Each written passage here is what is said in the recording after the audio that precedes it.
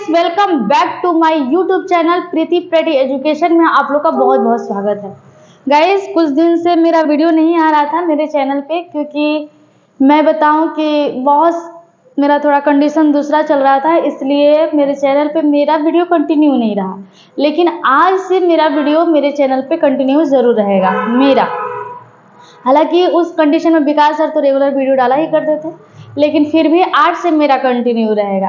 तो आज हम 10th का सिलेबस यहाँ पे इस जो मेरा चैनल है यहाँ पे 10th का सिलेबस का कंप्लीट करवाते हैं हम। तो बायोलॉजी जो चैप्टर हम पढ़ा रहे थे 2 चैप्टर तक मैंने पढ़ा दिया था और उसको पढ़ा करके प्लेलिस्ट भी बना दिया है उसका। तो अगर आप लोग को देखना है तो प्लेलिस्ट में जाकर फर्स्ट और सेकेंड चैप्टर अच्छे तरीके से देख सकते हैं, बायोलॉजी 10th क्लास। अब हम यहाँ पे पढ़ने वाले हैं बायोलॉजी का चैप्टर नंबर 3, जिसका नाम है परिवहन। और ये जो चैप्टर है ना बहुत ही सॉफ्ट है। सॉफ्ट मैं इसलिए कह रही हूँ क्योंकि जो ये चैप्टर है ना बहुत ही इंटरेस्टिंग है और पढ़ने में भी बहुत मजा आने वाले हैं। तो चलिए अब इस चैप्टर को हम स्टार्ट करते हैं, जिसका नाम है परिवहन।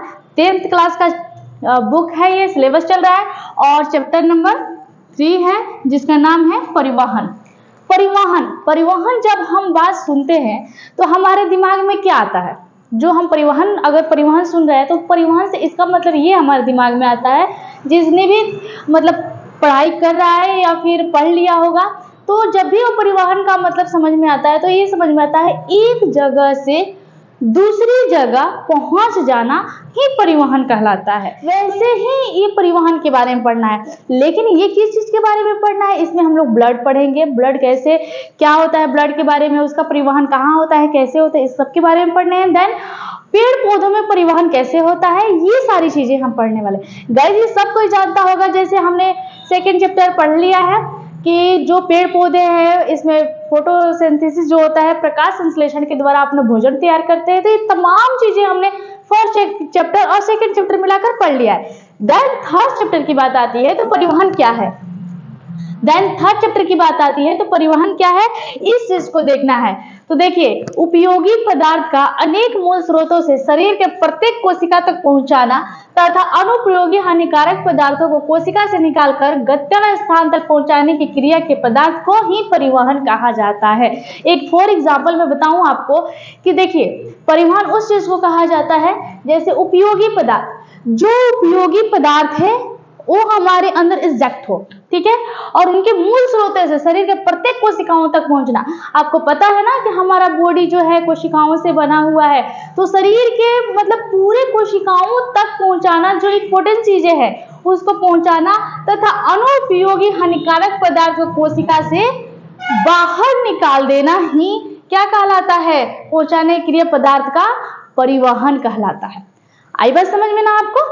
चलिए अब हम आगे इसको डिस्कस करते हैं कि देखिए, जो परिवहन होता है हम अभी पढ़ रहे हैं पेड़ पौधों में, इस बात का ध्यान रखिएगा, पेड़ पौधों में पढ़ रहे हैं परिवहन। तो जो पेड़ पौधे होते हैं ना गाइस, अगर हम बात करें कि मान लीजिए कि हमने भोजन किया, ठीक है, तो भोजन किया तो हमारे शरीर को किन किन चीजों की जरूरत है, बताइए आप, किन किन चीजों की जरूरत है? कुछ मिनरल्स होते हैं, है ना, फिर से मतलब कि अगर बोला जाए उसको प्रोटीन हम लोग खाते हैं। तो तमाम चीजें हम खाते हैं अपनी सेहत को सही रखने के लिए। तो पेड़ पौधे भी ऐसे ही हैं, ठीक है। जैसे हम इसको बात करें कि पेड़ पौधे जो हैं उनमें जल कहाँ से जाता है, हाँ, क्योंकि देखिए अब हम तो मुंह में पानी पिएंगे, तो मैंने सेकेंड चैप्टर में पढ़ा दिया है कि हम लोग मुंह में पानी पिएंगे या फिर खाना खाएंगे तो एक नली है जो डायरेक्ट अमाशय से जोड़ती है ना। नली एक है, 2 कार्य होते हैं, एक जो श्वसन का कार्य होता है, देन एक भोजन का। तो नली 2, ये मतलब है 2 नली इसमें, ठीक है। तो 2 नली अलग अलग, एक तो फेफड़ा में जाती है और एक अमाशय से कनेक्ट करती है। तो जो हम भोजन किए तो अमाशय के जो हम मतलब भोजन किए तो जो नली है वो अमाशय के अंदर जो है भोजन हम चला गया नली के द्वारा, पानी पिए वो भी चला गया, सांस लिए तो एक नली है जो फेफड़ा को कनेक्ट करती है, तो फेफड़ा में ऑक्सीजन चला गया। तो ये सारी प्रक्रिया फर्स्ट और सेकेंड चैप्टर में बहुत अच्छी तरह से पढ़ा दिया गया है। तो ये बात यहाँ पे हो रहा है कि जो पेड़ पौधे होते हैं ना गाइस, वो कैसे उनके अंदर पानी जाता है, ठीक है। तो इसी प्रोसेस को हमको पढ़ना है। और अगर वो जो प्रकाश संश्लेषण की क्रिया करते हैं तो प्रकाश संश्लेषण में जो भोजन बनाता है, तो भोजन कहाँ बनता है? आपको सब किसी को पता है कि प्रकाश संश्लेषण में जो पेड़ पौधे भोजन बनाने की क्रिया होता है वो बनता है पेड़ पौधों के हर एक पत्ती जिसमें क्लोरोफिल होता है, उसमें प्रकाश संश्लेषण की क्रिया होती है। ये बात सबको पता है। तो अगर मान लीजिए कि क्लोरोफिल में भोजन बना तो पेड़ पौधों के पूरे बॉडी में कैसे जाएगा, है ना? क्योंकि अब देखिए हम लोग भोजन किए, तो मैं बहुत अच्छी तरह से आपको एक्सप्लेन करना चाहती हूँ ताकि आपको बातें समझ में आ जाए। अगर हम लोग भोजन करते हैं तो आपको पता है ना कि दाल चावल हमारी कोशिकाओं तक नहीं पहुंचता है। क्या पहुंचता है? हम लोग जो भोजन करते हैं वो भोजन हमारे शरीर में एटीपी के रूप में बनता है, देन ग्लूकोज के रूप में बनकर हमारे कोशिकाओं में रहता है, और ऑक्सीजन लेने से जब टूटता है तो हमें ऊर्जा मिलती है, तो हम अपने बॉडी से तमाम काम अपना करते हैं। तो वैसे ही पेड़ पौधे हैं, पेड़ पौधे के अंदर जो भोजन बन रहा है कहाँ बन रहा है? हरा पत्ती में क्लोरोफिल होता है, क्लोरोफिल में प्रकाश संश्लेषण की क्रिया हो रही है। तो भोजन तो बना पत्ती में, वो भोजन जो बन गया पत्ती में वो पूरे पेड़ पौधों में पूरा उसके पार्ट पार्ट, टहनी, डाली, उसके तमाम बॉडी में कैसे इंटर करेगा, कौन लेके जाएगा? तो गाइस इसी के बारे में हमको पढ़ना है। तो एक होता है जाइलम और देन दूसरा होता है फ्लोएम। जाइलम का कार्य क्या है, वो क्या करता है, क्या रोल है उसका पेड़ पौधों में, और फ्लोएम का क्या रोल है, तो इसी के बारे में पढ़ना है। चलिए सबसे पहले हम पढ़ रहे हैं जाइलम किसे कहते हैं। गाइस आपने बहुत अच्छी तरीके से इसको समझ लिया होगा कि ये चैप्टर जो परिवहन है ये क्या चीज है और क्या हम पढ़ने जा रहे हैं ना। तो जाइलम किसे कहते हैं? तो जाइलम एक प्रकार का पेड़ पौधों में पाया जाने वाला संवहन उत्तक है। इस बात का आप ध्यान रखिएगा। कौन सा उत्तक है बाबू? संवहन उत्तक है। देखिए अब यहाँ पे हम एक एक टिश्यू के बारे में एक्सप्लेन नहीं कर सकते क्योंकि ये जो है ना संवहन उत्तक ये सब 9th क्लास के हैं, ठीक है ना। पेड़ पौधों में कितने पेड़ पौधे के पत्तियां का रंग हरा क्यों होता है, फूल पीला क्यों होते हैं, ये क्यों होता है, ये सब 9th क्लास में है बाबू। तो 9th क्लास में तो ऑलरेडी आप लोगों ने पढ़ा होगा। अगर नहीं पढ़े हैं तो फिर से उसको पढ़िए क्योंकि इसके बिना तो 10th मुश्किल है। हर चीज का नॉलेज होना चाहिए, समझ गए ना। तो इस बात का आप ध्यान रखिएगा, मोस्ट इंपॉर्टेंट, कि जाइलम क्या है। तो जाइलम एक संवहन उत्तक है। कैसा उत्तक? संवहन उत्तक, जो कि पेड़ पौधों में पाया जाता है। अब इस उत्तक का फंक्शन क्या है, कार्य क्या है, क्या करता है ये? तो ये जो है जिसका प्रमुख कार्य क्या है, पेड़ पौधों के सभी भागों में जल एवं खनिज लवण पहुंचाना होता है। जाइलम की कोशिकाएं मृत होती है। चलिए ध्यान से समझिए। जाइलम की गति नीचे से ऊपर की ओर होती है। मैं आपको एक बहुत ही इंपॉर्टेंट चीज बता रही हूं। अगर एक बात इस आप समझ गए ना तो आपके दिमाग में से कोई नहीं ऐसा कि जो निकाल सके या फिर आप भूल सके, बिल्कुल नहीं हो सकते। क्यों? ध्यान से समझिए। जाइलम है क्या? सबसे पहले जाइलम एक प्रकार का संवहन उत्तक है जो कि पेड़ पौधों में पाए जाने वाला ये टिश्यू है, ठीक है ना। अब देखिए बात करते हैं, मैं यहाँ पे थोड़ा सा आपको समझा दे रही हूँ कि मान लीजिए ये पेड़ है, ठीक है ना, ये पेड़ है, ठीक है। पेड़ पौधे की आपको पता है ना कि जड़ें इसकी मिट्टी में होता है। क्या होता है? मिट्टी में होता है। सबको पता है बिना मिट्टी के कोई भी पेड़ पौधा हरा भरा रह सकता है? बिल्कुल नहीं। उखाड़ दीजिए, एक दिन में सूख जाएगा। क्यों? क्योंकि उसके अंदर संवहन उत्तक जो है जाइलम नहीं, उसके अंदर नहीं है। और उसका मोस्ट इंपोर्टेंट काम होता है, जैसे हम ही लोग को खाना ना दिया जाए, पानी ना दिया जाए तो क्या होगा? मर जाएंगे ना। खाना के बिना केवल जी ही सकते हैं, तो पानी के बिना तो बिल्कुल नहीं जी सकते ना। तो वैसे सेम पेड़ पौधों के साथ भी कंडीशन वही है। ध्यान से समझिए। ये कह रहा है कि जाइलम एक प्रकार का पेड़ पौधों में पाए जाने वाला संवहन उत्तक है। तो जाइलम संवहन उत्तक है, देन यू नो जिसका प्रमुख फंक्शन क्या है बाबू, कार्य क्या है? तो पेड़ पौधों के सभी भागों में जल और खनिज लवण जो है पहुंचाना है। ध्यान से समझिए। आपको पता है ना कि जड़ से क्या मिलता है पेड़ पौधों को? खनिज लवण मिलता है। जब प्रकाश संश्लेषण की क्रिया होती है तो आपको पता है ना कि खनिज लवण की भी आवश्यकता होती है। तो जड़ से खनिज लवण मिल गया, ठीक है। अब देखिए जब आप पेड़ पौधों को काटेंगे ना, या फिर काटते हुए देखा होगा, तो एक चीज आप बहुत अच्छी तरीके से नोट कीजिएगा, ठीक है ना। क्या नोट कीजिएगा कि जब हम पेड़ पौधों को काटते हैं ना बीच से, तो उसका कुछ भाग जो है ना आपको दरारें दिखेंगी। क्या दिखेंगी? दरारें, जो कि व्हाइट कलर की होंगी। बीच से दरारें दिखेंगी और बीच में व्हाइट कलर का दिखेगा। पेड़ पौधों का बीच जब पार्ट काटिएगा एकदम आपको दिखेगा। जब भी पेड़ पौधे कटते हैं तो आप नोटिस कीजिएगा। तो जो कटता है ना बाबू, वो एक प्रकार के, जैसे मैंने बताया ना कि एक नली है हमारे, जो निगल द्वार है यहाँ पे, वो डायरेक्ट अमाशय से जोड़ती है, तो हम पानी पीते हैं तो पेट में जाता है। तो हम तो मुंह में पिए, लेकिन पेड़ पौधे के अंदर पानी कहाँ से जाता है? तो ध्यान से समझिएगा। ये जो जाइलम है ना, जाइलम, ये जाइलम का ही कार्य है कि जड़ से पानी को खींच के पूरे पेड़ पौधों के पार्ट में पहुंचाना। आपको समझ में आ गया कि जाइलम का कार्य क्या है? कि इसको पूरे पार्ट में पहुंचाना। जो पानी जो जमीन से, धरती से, मिट्टी से जो पानी खींच के जो पेड़ पौधों में पहुंचाता है ना, उसी का नाम है जाइलम। अब ऐसा नहीं है कि हम मिट्टी में गाड़ दिए पौधा, बस पेड़ हरा पौधा दिख रहा है, ऐसा कुछ नहीं है। उसमें भी मान लो कि ज्यादा से ज्यादा मिट्टी में रहेगा तो क्या रहेगा भाई? उसका जितना जड़ है वही हरा रहेगा, बाकी सब सूख जाएगा। कोई तो है जो कि पूरा उसको नीचे से खींच के ऊपर लेके जा रहा है, उसके जो सर है पेड़ पौधे के वहां तक खींच के लेके जा रहा है ना, तो उसी का नाम है जाइलम। जाइलम ही खनिज लवण से, यहाँ पे खनिज लवण पानी को खींच के पेड़ पौधों के पूरे बॉडी में भेजता है। तो ये जाइलम का कार्य है। तो गाइस आपने बहुत अच्छे तरीके से समझ गया होगा कि जाइलम का वर्क क्या है, ठीक है ना। और ये संवहन ऊतक है, बहुत ही इंपॉर्टेंट है, इसको याद रखिएगा। हालांकि 9th क्लास में ही पढ़ाया गया है। देन आपको बताते हैं फ्लोएम क्या है। चलिए, अब तो आपको पता चल गया ना कि पानी कहाँ से मिलता है पेड़ पौधों को, खनिज लवण, और पानी कहाँ से मिलता है? तो जमीन के नीचे से मिलता है। अब बात करते हैं फ्लोएम क्या है। तो जो फ्लोएम है ना, देखो ध्यान से समझो। जैसे कि मान लो हम लोग हैं, तो हम लोग खाना कहाँ बनाते हैं? गैस पे बनाते हैं ना। दाल लाएंगे, चावल लाएंगे, सब्जी लाएंगे, गैस पे आराम से चूल्हा जलाएंगे, बनाएंगे। उसके बाद से हमारा मुंह है, मुंह में डालेंगे। उसके बाद से सारी प्रक्रिया आपको तो पता ही है। उसके बाद से सारी प्रक्रिया आपको पता है कि हमारे बॉडी में क्या होता है रिएक्शन भोजन खाने करने के बाद। काफी लंबी प्रोसेस होती है डाइजेशन सिस्टम, जो कि सेकंड चैप्टर है, मैंने पढ़ा दिया है, ठीक है।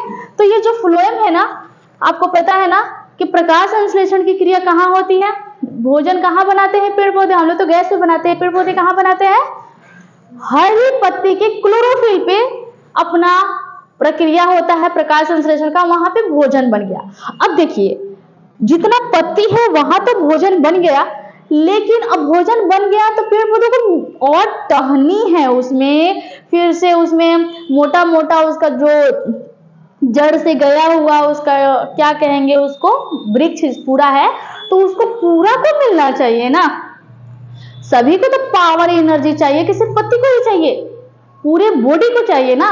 तो कौन है वो जो भोजन को लेकर पूरा ऊर्जा पूरा उसके पेड़ पौधों के अंग अंग में पहुंचाए?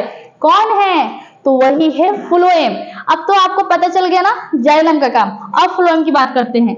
मान लीजिए ये पेड़ है और पेड़ में एक पत्ती है, ठीक है ना, पत्ती है, पत्ती में क्लोरोफिल है। देखिए बाबू, मैंने पत्ती के बारे में बहुत अच्छी तरह से एक्सप्लेन किया हुआ है। एपिडर्मिस क्या है, पत्ती के लेयर होते हैं, कई लेयर होते हैं, कई लेयर से पत्ती होता है, ये सारी चीज के बारे में मैंने बता दिया है। पत्ती सिर्फ सिंपल एक पत्ती नहीं है, उसमें बहुत सारी चीजें हैं आपको पढ़ने के लिए, ठीक है ना। क्लोरोफिल होता है, नीचे एक परत होता है, इसका सेकेंड लेयर होता है, थर्ड लेयर होता है, जो आपको नहीं दिखता है, ठीक है, दिखेगा लेकिन उतना अच्छा से आप उसको देखना ही नहीं चाहते, दिखेगा क्या, लेकिन होता है। तो इस पत्ती के बारे में मैंने अलग से एक्सप्लेन किया हुआ है, सेकंड नंबर चैप्टर है, तो उसको आप जरूर देखिएगा।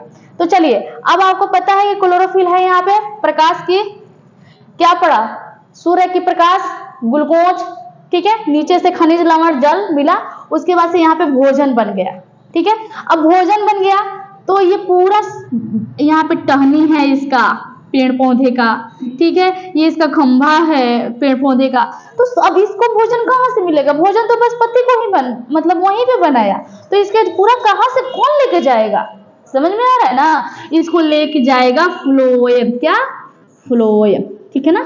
तो ये फ्लोएम नाम का जो एक उत्तक होता है वो क्या करता है, भोजन बन गया, भोजन को पकड़ता है यहाँ से ऊर्जा एनर्जी, और पूरा पेड़ पौधों के एकदम अंग अंग में लेकर जाता है ऊर्जा, ताकि पेड़ पौधे भी हरे भरे लहराते रहें। समझ में आया ना? तो ये फ्लोएम के कार्य है। जाइलम और फ्लोएम बहुत अच्छे तरीके से आपको समझ में आ गया होगा। तो अब नेक्स्ट जो है इसके आगे का क्वेश्चन, जाइलम और फ्लोएम जो है इसका थोड़ा सा और आपको शॉर्ट में नोट लिखवा दे रहे हैं, तो पहले आप इसका स्क्रीनशॉट लीजिए, उसके बाद से फिर हम जाइलम फ्लोएम की बात करते हैं। थोड़ा सा और भी देख लेते हैं जिसमें एक बात और इम्पोर्टेंट है जो ध्यान रखिएगा, जाइलम का जो टिश्यू होता है ना बाबू, जो जाइलम है ये इसकी जो सेल होता है ना मृत होता है, ठीक है ना, याद रखिएगा। फ्लोएम के बारे में अभी बता दिया। यहाँ पे पेड़ पौधों में पाए जाने वाला ये भी संवहन उत्तक है। कैसा उत्तक है? संवहन उत्तक है। और इसका प्रमुख क्या है? पत्तियों से पौधों के पूरे भाग में भोजन को पहुंचाना है, ठीक है। फ्लोएम की कोशिकाएं जीवित होती है, जाइलम की जो सेल होता है मृत होती है, लेकिन जो फ्लोएम की सेल होता है वो जीवित होता है। ये चीजें याद रखिएगा, ठीक है ना। कोशिका जीवित होती है। फ्लोएम की गति सभी दिशाओं में होती है, आर पार सब जगह जाएगा तभी तो एनर्जी मिलेगा ना, लेकिन जाइलम का जो है एकदम सीधा लेकर जाता है। समझ में आया ना? चलिए आप इसका स्क्रीनशॉट लीजिए, फिर इसके बारे में थोड़ा सा हम लिखवा देते हैं कि इसकी धनात्मक ऋणात्मक क्या होता है, इस सब के बारे में। पहले स्क्रीनशॉट लीजिए। चलिए अब हम जो है जाइलम फ्लोएम अभी आपको क्लियर किए हैं। इसमें कुछ इंपॉर्टेंट चीजें जो आपको फिर से बता देना चाहते हैं। जो जाइलम होता है, तो देखिए जो जाइलम होता है ना उसका जो दाब होता है वो ऋणात्मक होता है, ठीक है। और जो फ्लोएम होता है उसका जो दाब होता है वो धनात्मक होता है। ध्यान से समझना, ठीक है ना, ये इंपॉर्टेंट है, इसको समझ लीजिएगा। और नेक्स्ट अगर बात करें तो जो जाइलम का उत्तक होता है, जो जाइलम का उत्तक होता है उसे दारू भी कहा जाता है, ठीक है। संवहन उत्तक तो है ही, उसको दारू भी कहा जाता है। नेक्स्ट अगर बात करें हम कि जो फ्लोएम का उत्तक होता है, संवहन उत्तक तो दोनों ही है, लेकिन अगर जो फ्लोएम का उत्तक होता है उसको वास्ट कहते हैं, ठीक है ना। ये बात याद रहेगी ना। चलो अब हम बात करते हैं नेक्स्ट पॉइंट, जो इसे हमें परिवहन में जो पढ़ना है वो है वाष्पोत्सर्जन किसे कहते हैं। मोस्ट इंपोर्टेंट टॉपिक है बाबू, ये 3rd नंबर चैप्टर का जो क्वेश्चन है, ये वाष्पोत्सर्जन किसे कहा जाता है, इसको बहुत अच्छी तरीके से आपने समझना है। तो देखिए पहले इसको ध्यान से देखिए कि जो पौधों के ऊपरी भाग से, ठीक है ना, तो पौधे के ऊपरी भाग में क्या होता है? पत्ती होता है, ठीक है। और पत्ती में क्या होता है बाबू? जल, ठीक है ना। तो वही कह रहा है पौधों के ऊपरी भाग से जल के रंध्र द्वारा वाष्प के रूप में निष्कासन होना ही वाष्पोत्सर्जन कहलाता है। चलिए आपको समझ में आया? अगर आ गया तो अच्छी बात है, नहीं आया फिर से समझा देते हैं। जो पौधे के ऊपरी भाग है वो पत्ती होता है, और पत्ती में जो जल होता है रंध्र में, वो वाष्प के रूप में बाहर निकलता है, उसी को वाष्पोत्सर्जन कहा जाता है। समझ में आया ना? पौधों के ऊपरी भाग से जल के रंध्रों द्वारा, जो पत्ती का रंध्र होता है उसमें जल होता है, और वही वाष्प के ऊपर में वाष्प के रूप में निष्कासन होता है, मतलब निकलता है, उसको वाष्पोत्सर्जन कहा जाता है। बहुत अच्छी तरह से समझ में आ गया होगा। नेक्स्ट अगर हम बात करें, चलिए जो वाष्पोत्सर्जन है ना, इसमें का कुछ टॉपिक है जो आपको बिल्कुल समझना है, याद भी कर लेना है, ठीक है ना। हो सकता है एक ऑब्जेक्टिव में आ जाए, ठीक है। तो देखिए मकई का पौधा कितना जल जो है प्रतिदिन कितना जल वाष्पोत्सर्जन करता है, मतलब निकालता है, ठीक है ना। तो जो मकई का पौधा होता है प्रतिदिन 3 से 4 लीटर जल का वाष्पोत्सर्जन क्रिया द्वारा छोड़ता है, ठीक है। आपको पहले तो वाष्पोत्सर्जन समझ में आ गया होगा कि जो पत्ती होती है, पत्ती में कि जो रंध्र होता है, रंध्र में जो जल होता है वो वाष्प के रूप में बाहर निष्कासन होता है, उसी को वाष्पोत्सर्जन कहा जाता है।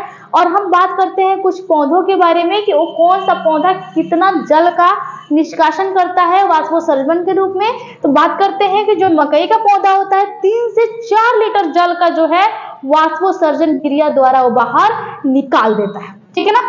नेक्स्ट है सेब का पौधा। तो जो सेब का पौधा है 10 से 20 लीटर जल छोड़ता है। कितना?